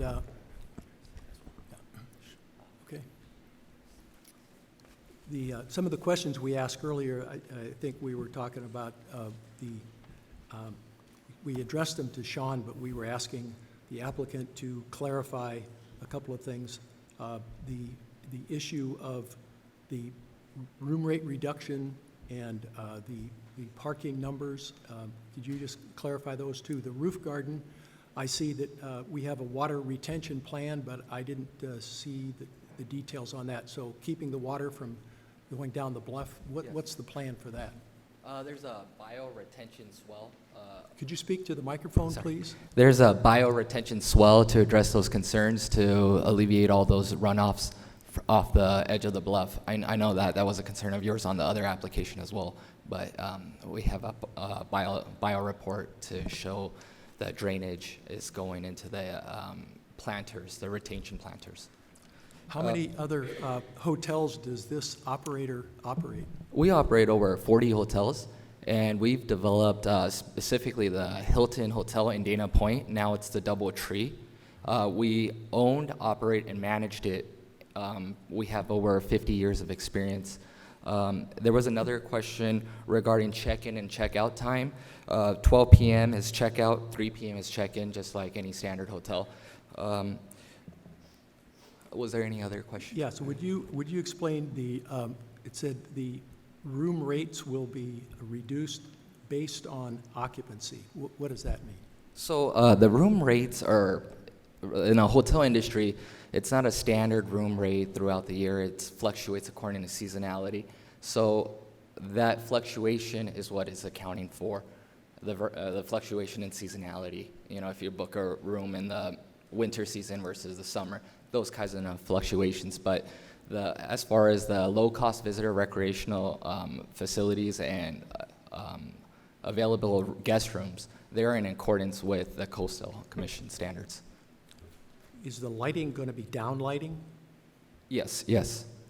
Okay. Anybody else have any questions?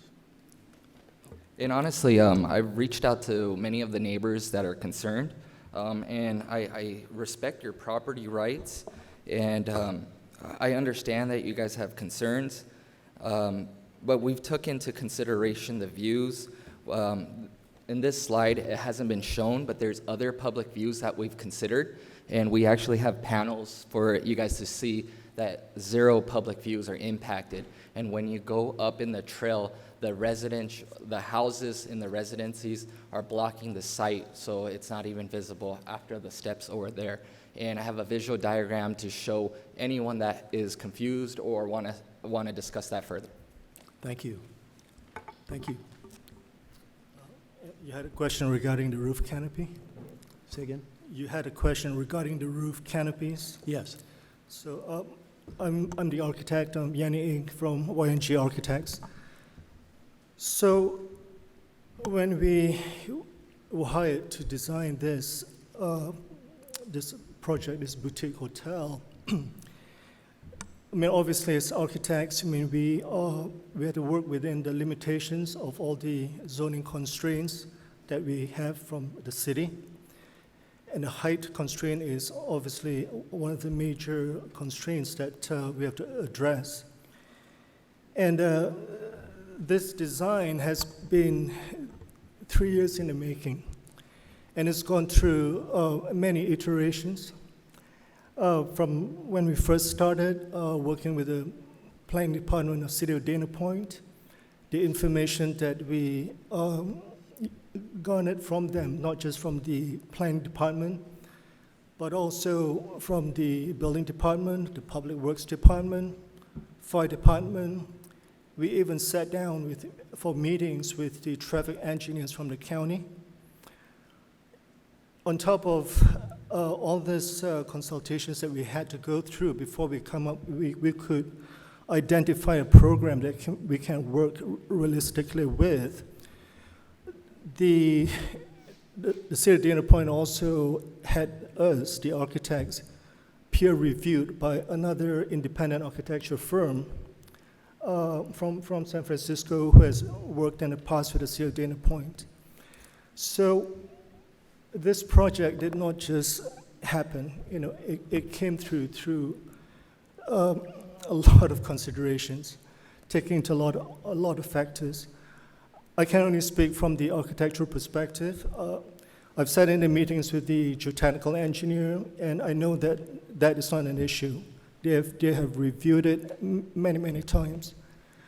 And I'm also not an expert in traffic, but I've also sat in meetings regarding the traffic, and that's something that has been reviewed many times over. So, but speaking from an architectural perspective, so when we were hired to design this building, I mean, it is a prime site. To me, it's a beautiful location, and I can understand the emotion that it can create, because, you know, we're dealing with a site that's right on the edge of the bluff. It looks down onto the Dana Point Harbor below and the ocean beyond. So it's a beautiful site. So when we approach the design, we ask ourselves, you know, what kind of building would we want to put there that will stand the test of time, and that will be something that's practical and functional and useful for the residents of Dana Point.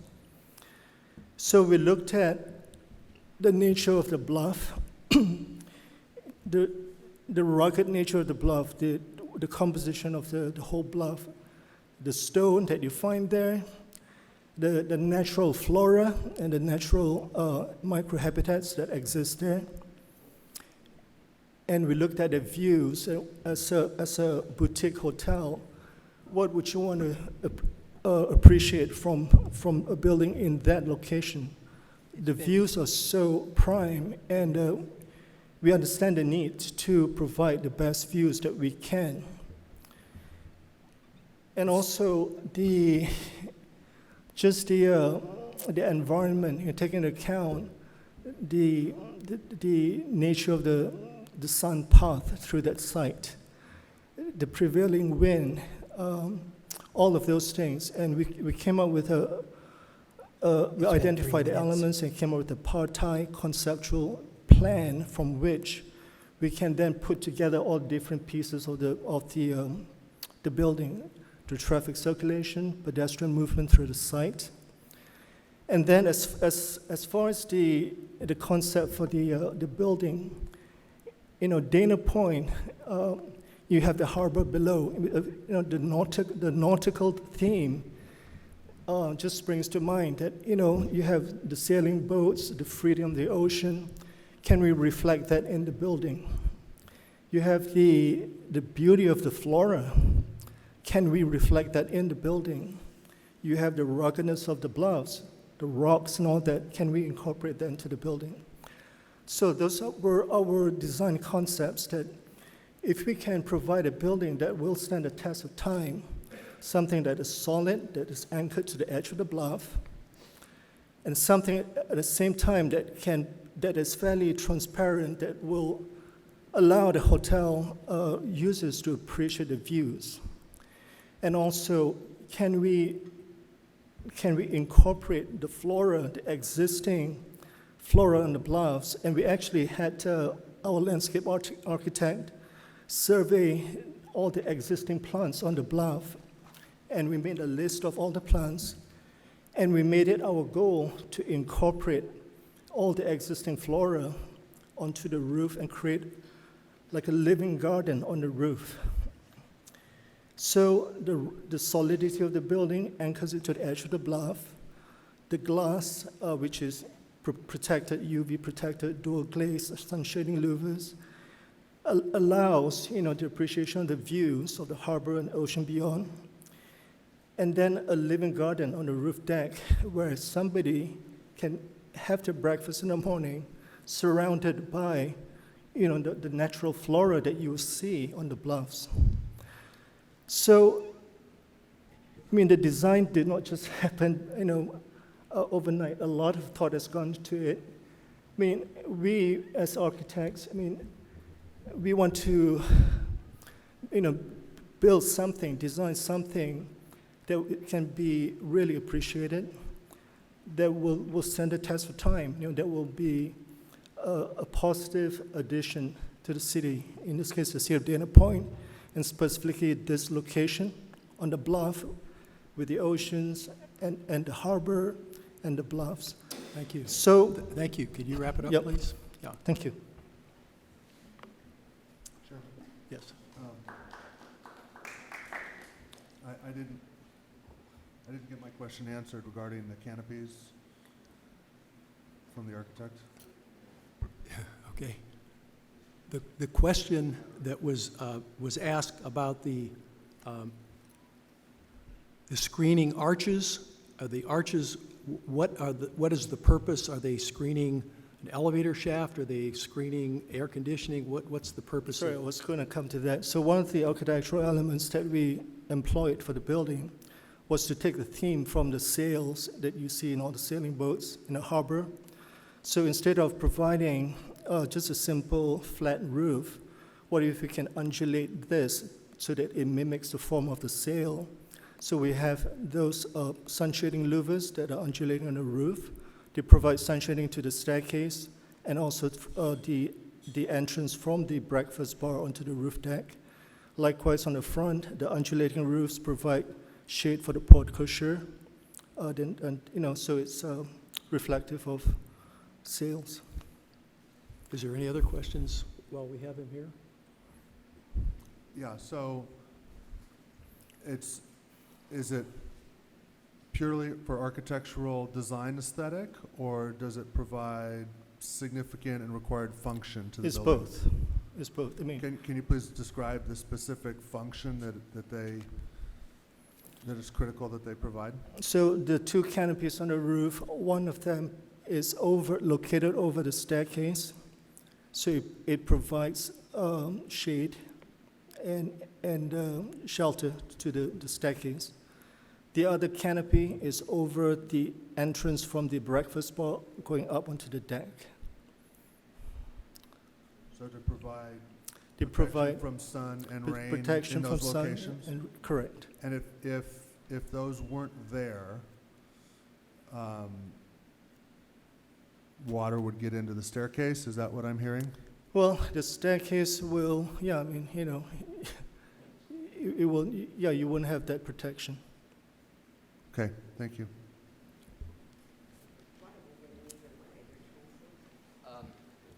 I just wanted to clarify your question, and just the staircase that they're referring to is that staircase 1 on that map over there. And as you go up, it is actually exposed to the elements as you go up to the rooftop. So it's providing shade, but it's an architectural element in the sense that it's designed as a wave. Similar to the porte-cochere. There was some concerns about the landscaping with the native flora. I'm sorry. Is there any other questions that I can address specifically? All right. Thank you very much for your time. Appreciate it. Thank you. All right, I'm going to close the public hearing and now open it up for any commissioners' discussion. Mr. Chair, I do want to, make sure that we talk about the traffic issue before we keep going, and make sure that I'm clear about what the traffic issues are. I believe the traffic engineer is here, as well as the geotechnical issues that were raised. And was a geotechnical report done? Was it done by a licensed geologist? Yes, so LGC, which is a reputable firm that does a number of projects here in the city of Dana Point, prepared the geotechnical review, and Brandy Boca is a certified geotechnical engineer here in the state of California, and he is our geotechnical engineer just for the city of Dana Point. And so he has extensive experience in terms of these bluffs throughout the community, and he reviews all the geotechnical studies that come through. In terms of the traffic engineer, I believe the applicant's traffic engineer is here to address any potential project specific, but if the concern in question is more of a cumulative impact, as we discussed previously regarding Green Lantern, Rich with and Rich, I apologize, your last name has escaped me at the moment. With LLG, the city's third-party traffic engineer is here, and him and his staff are the ones who have completed all of the cumulative traffic analysis and can speak to anything along those matters if you'd like.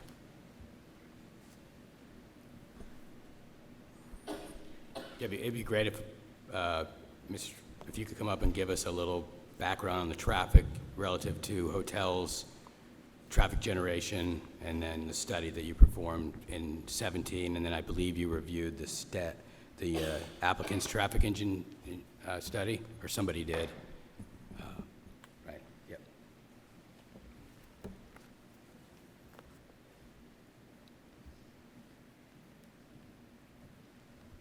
Good evening, Chair. Rich Barretto with Linscott Long Greenspan Engineers, Principal out of the Irvine office. We are traffic consultants that provide service to the city, doing plan check review, overall review process, any traffic related issues that may come up for development projects or residential concerns. So a couple years back, we looked at, on behalf of the city, the implications of up to 5 hotels along this stretch from the wave that's been approved, I believe, up at Coast Highway and Green Lantern to the other one down at the end of Green Lantern. So in between there was a couple other hotels that we considered. In particular, this one, Lantern Point, at the time we looked at it, was a 53-room hotel, and I since understand that's been reduced down to about 51 rooms now. Like most projects that we get involved in, traffic is always an issue, parking is always an issue. In this particular instance, the city wanted us to take a close look at traffic flow along Green Lantern, implications of this project in addition to 4 other projects, hotel projects, their added flow on Green Lantern in addition to what would happen along Coast Highway Del Prado. Big picture, we're always looking at traffic flow along those arterial streets and then focus down in this particular instance if the added volumes by this project could be handled on Green Lantern. Green Lantern's designated as a collector street. It provides access to the 18 or so homes on Green Lantern. Like I mentioned, there's a couple I believe there's a couple restaurants on there, Cannon's, Chart House, and then even with this development, as well as the one at the end, I forgot the one at the end's name, that's been planned for some time. So in taking a look at these added volumes in terms of added volumes to existing conditions, and volumes on Green Lantern kind of fluctuate depending on where you're looking at. From a daily standpoint, they're about, could be as low as 2,000 to 2,200 trips a day, and that's two-way, assuming half in, half out, what have you. And then even to a point during the weekend, up to about 3,500 daily trips along that section. And when we look at the added volumes for this project alone, 51 rooms, we're looking at 400 daily trips, just over 400. I try and just, it's approximate, so anywhere between 400 and 450 from that standpoint. So the added volumes to that, when you look at the capacity, we've come to the conclusion, worked it through Public Works and said, these added trips fit right in there. It's not going to create a significant impact. Flow along Green Lantern, and even to the extent of added volumes on Coast Highway wouldn't create an impact. We looked at existing plus project conditions, even build out of the area along Coast Highway and Del Prado. So big picture, this project in conjunction with the other projects on Coast Highway, in conjunction with the 18 homes and Cannon's restaurants and all that, the added volumes by this project could be handled by a street of Green Lantern. Okay, thank you. All right. Just a question. With the hotel operations now, with the Lyft and Uber, are there as many trips as there has been historically to hotels? Unfortunately, we do have a book about this thick. Maybe it's three volumes now. Trip Generation, the most recent one, is 10th edition that just came out. And it's, when you're looking at trips for a hotel or any type of use, if the studies if they were pretty recent, you're probably taking into consideration of the current transportation modes. With hotels, in our experience, even, you're, depending on where you're at, you're taking a shuttle or you're taking an Uber from the hotel or from the train station, relative to where you are in Dana Point. Lots of opportunities on the weekend with the shuttles to kind of get around. That links most of Dana Point down to the beach in terms of alternative ways. So Uber, Lyft always is a sense of reducing parking, may not reduce traffic, but reducing on-site parking because you're still getting trips in and out. So there's this give and take on that. But the trips that we typically forecast from a trip generation manual, normal in our experience, it's always on the high side. Thank you. Okay. Any other questions? Thanks. All right. Yep. Commissioner McCann, do you have any other comments? Oh, I've got more comments. I just had, those are my questions, so I didn't know if anybody else had questions. Yeah, I thought he asked about hearing from the geotech. Yeah. Yeah, is the geologist here?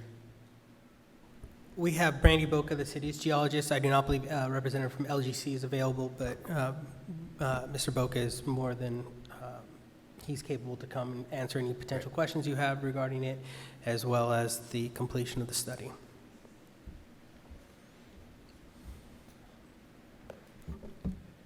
Good evening. Thank you for coming up. Yeah. So quick question for you. There was a couple comments about the geology here. I know you talked about it a little bit earlier, but was there a geotechnical report prepared? Was it done by a geologist?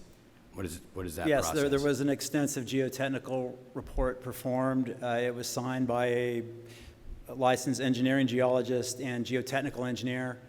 It was reviewed, and we went through 3, I think, revisions of this, asking them various questions, and in that report contained the geologic setting, the structural geology, and pretty extensive slope stability analysis to address the concerns of the bluff.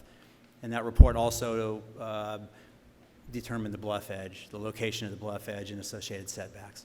So it's a professional licensed Yeah, engineer? absolutely, Okay. yeah, absolutely, yes. Great, thank you. Wait. Before you go, what's the foundation type? Is it sitting on caissons or? No, there are caissons involved to facilitate the shoring for the underground parking structure. The building itself is not on piers, it's on a conventional foundation. Okay. Supported by, at that depth, they'll be supported by the San Onofre breccia bedrock. You may or may not know the answer. Is this a concrete building? I believe it must, I mean, the lower foundation absolutely must be. Right, okay. Above grade. For sure, the parking structure will be a concrete wall. Thank you. Okay. Commissioner Nelson? Yeah, so I have, I do have some concerns. I think sounds like a long process here, three years. I think the community, I appreciate them coming out, raising some important issues with height and with neighborhood consistency. I'm pretty familiar with that street. I drive it certainly on the weekends, and I spent several hours on it in reviewing this project. One of the concerns I have on the project as proposed has to do with the canopies and the way that, if you look at one of the cross sections, I don't know, Sean, if you could pull up the colored cross section. Yeah, perfect. So, understanding that these are to serve a purpose of shade and weather is one thing. The way that they're designed, however, actually exacerbates not looking at it from an architectural perspective, but just from a utility, and then also from sort of the history of height, and ensuring that, my expectation is that developments play by the rules, and if they're not, then there's got to be a really good reason that they're not, and I think these canopies may be a little too much.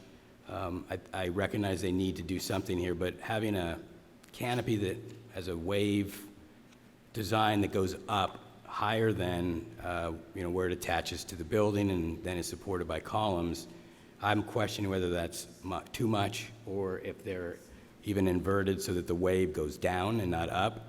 If you look at the view image, the perspective from the top of the bluff, those are predominant. When you look down, they actually project up, which creates a much more impact to that view area. So I would, I don't know how we move forward with, I'm not a designer, I'm not an architect, I don't want to redesign a project. But I also don't want to sign off on something if there's a better way to do it and to limit any view obstruction. My understanding is the only view that we have to preserve here is the view from the top of that bluff. That Coast Highway is where most of our view protection is from the Coastal Commission and what we're required to preserve. I think, looking at these, whether it's reducing down the height of them,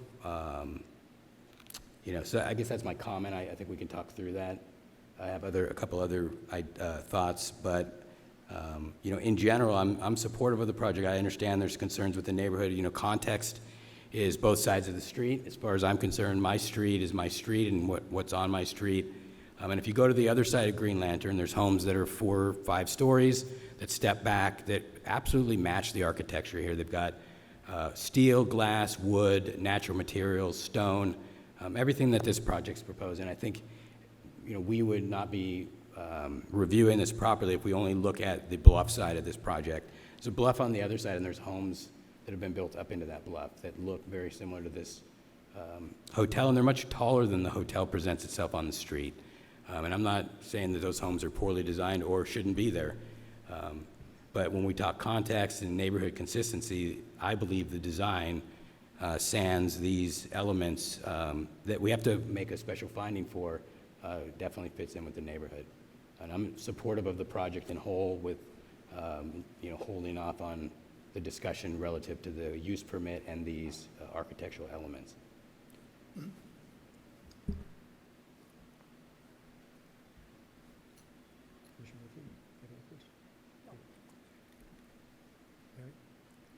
Scott? Are we not allowed to defend something that was just said?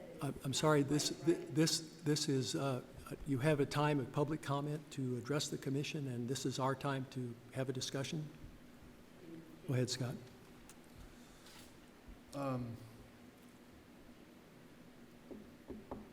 Regarding the canopies, specifically the rear canopies, I think they're nice architectural, I don't necessarily want to use the word elements or features, but they provide a nice aesthetic, but at the cost of exceeding the height limit. So I'm sitting there looking at them in that diagram and wondering, why do they need to be so tall? Could they not be lower? If you're coming out of the stairway, you know, in that perspective, it looks like there's a roof above it. Presumably that's at a height that's traversable for a normally heighted human. It kind of seems to me that there could be a roof over it, protecting the staircase, that's at a level that would be able to, you know, be within the height limit. Height is a very sensitive issue in town. And while I like them, it does come at the expense of being in conformance with the height limit. So kind of my preference would be, let's see if they can be stricken from the design and stay within the height limit. I would feel better about that. Relative to, and I had wrestled with those canopies and their appropriateness. I am very familiar with Green Lantern and its character and nature. And of course, it has an existing character, but there's also vacant lots and lots that want to be redeveloped there by the owners. And they have zoning on them that allow the development of various uses. And those property owners have rights too. So I understand that it's gut-wrenching for residents to see change that takes away what they perceive as their views. And yet we're not in the view preservation business. Our job is to weigh, as planning commissioners, weigh proposed developments relative to the codes that are on the books, and are they compliant with those codes, and then does it fit in appropriately, is it appropriately cited and fit in appropriately? I agree that I think that you can't say, well, this side of the street is allowed to have 30, 40-foot buildings and this side isn't. That's not right to me. Someone brought up about the trees relative to landscaping, and I kind of visualized the building with and without palm trees as shown. I don't consider palm trees visually negative. I consider them an asset. So long as they're palm trees, which are limited in mass and scale, as far as thickness, let's say, I'm fine with those. I'm glad to hear that the city attorney weighed in on is this project exempt from CEQA, and she thoroughly considered it and agreed that it was. I think the project, I think it's a tough site, and it's a very well thought out design and challenging. I think the valets are going to have their hands full, but I'm supportive of the project.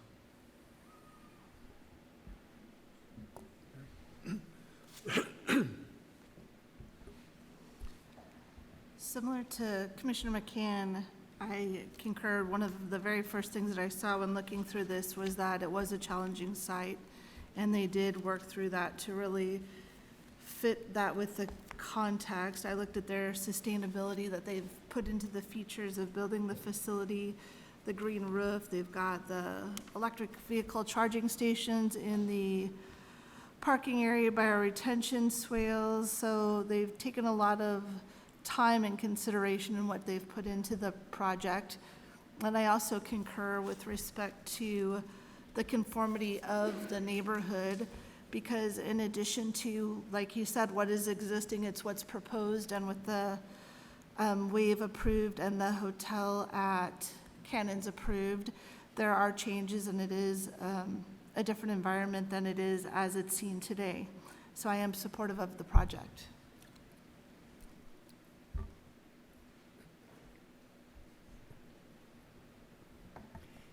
I am supportive as well for the project. I've looked at this for a long time, and I spend a lot of time up in that neighborhood, just as many of us do, enjoying what we have there, the preserves and every aspect of what makes Dana Point what it is.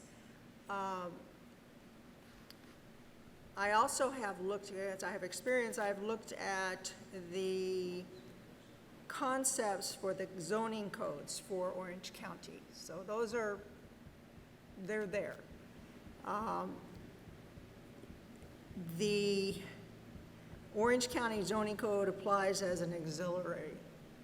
So we have to follow the law. That's the first issue. You have to follow the law. Thank you, sir. So what's next then? I think what has been proposed for this hotel, I think it's a great asset. Perhaps maybe it's a little, at this point, there's some issues about the height, maybe the mass, but those things can be worked out.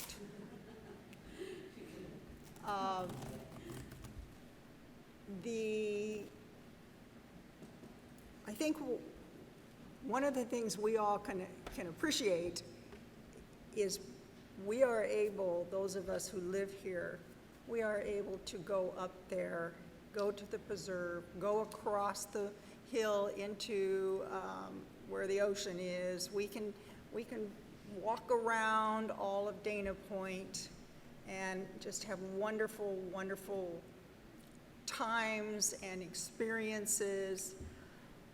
We don't want to stagnate, and we don't want to cause people who are coming up with some great ideas to not go forward, because I think what really entices me is obviously having those extra beds, having those extra rooms. I think that's very important, especially in a community like Dana Point.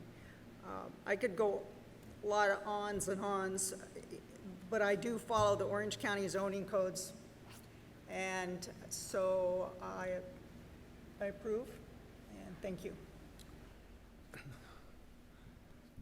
In looking at this project, the view issue coming up Cove Road, when you turn at the top and you turn right, if you want to show the view to visitors, you can't stop where that hotel is being proposed. You have to go on further where it has a 15-minute time limit to have a good view of the harbor. So that is not a place that you can stop in a car and take a look at the vista. So I look at the view issue, say, well, it's not really blocking what would normally be a public view unreasonably. Yes, it will have an impact. So it's a question of, is it reasonable or unreasonable? The parking, what is proposed, there's sufficient parking to cover the rooms and the staff. The geology has been thoroughly vetted by professionals. The roof garden has a water retention plan which should reduce any deterioration to the bluff.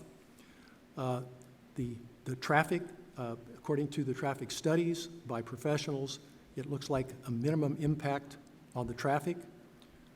The reduced room rate is a benefit to the public and to the tourist industry that Dana Point is dependent on. The noise issue seems to be minimal with the reduction in the hours. The dedicated trail that is being provided by the hotel. The fact that it's required no zoning variance. They've providing downlighting. And based on all those issues, I'm favorably disposed to support this project. Chairman? Yes. One other question. Early on, I had expressed an interest in maybe seeing the applicant continue to work with the county and the city regarding a potential connection from the public trail to Cove Road. Would my fellow commissioners be amenable to some language like that they continue exploring that as an option? I believe there's a condition that actually states they're to work with the county to try to make a connection. It's actually in our conditions. Oh, it already says that? Yep. Okay, okay, never mind. Did you have something? With, Matt? Go ahead. So, Mr. Chair, I'd like to make a motion that, well, first I'll finish my comments. I think, the project itself fits within the context of the neighborhood. It's consistent with the Dana Point zoning code, or the Orange County zoning code, the Dana Point specific plan, and the local coastal plan. The design is absolutely compatible in my review. They're not only providing, but they're building the access, the 10-foot trail, which doesn't occur throughout, but this is one more step into getting that public access and so that everybody can walk along that bluff. If we don't build, then it never gets done. Everything I've looked at, including the site visit, I found no ESHA out there. There's no habitat. The habitat's on the other side of the street. But we do have the canopy issue. So my motion would be to approve Coastal Development Permit 16-0014 and CUP 16-005, removing the approval for the architectural, exceeding the height, and direct and add a condition that that staff and the applicant work together to, if they want a canopy, it's got to be within the height limit. Because I think we could get into a hamster wheel here of them coming back and us reviewing something. I would just remove it so that it's not up for debate, whether they have met the test of the CUP for the height, that they remove it, and if they need it, they can always come back. Or they can appeal it to the city council, and they can make, a policy decision on that, I guess. So I would, that would be my motion. I don't know if the city attorney captured all that, if I need to restate it, but I'm happy to. Do you want to hear that again? Yeah, if you could say it one more time, Sure. sorry. It's kind of, the So, acoustics in here are a little bit strange. Approval, Coastal Development Permit CDP 16-0014, Conditional Use Permit CUP 16-0005, only for the parking facilities. So we're moving the conditional use permit for the height, or that component of that permit, to construct a new 51-room hotel and associated parking facility, as well as the lot merger, the tandem parking, the ramps, again, not including the architectural feature exceeding the 35-foot height, and adding a condition that they work with staff if they want a canopy or something, that it has to be within the height limit or the building envelope per the Dana Point zoning code.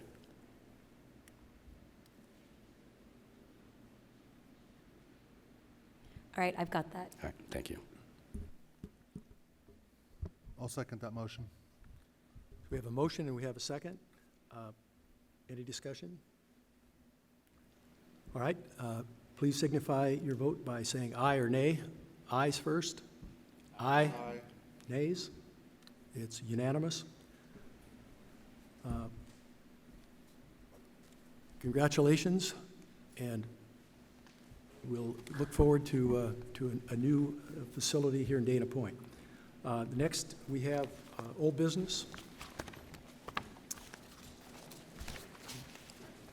Having no old business on the agenda, we move to new business. No new business. Our staff report.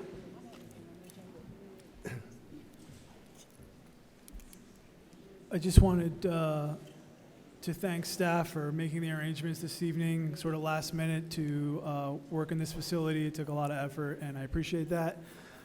Thankfully, I've been told that the council chambers will be available for our next meeting, which is September 9th.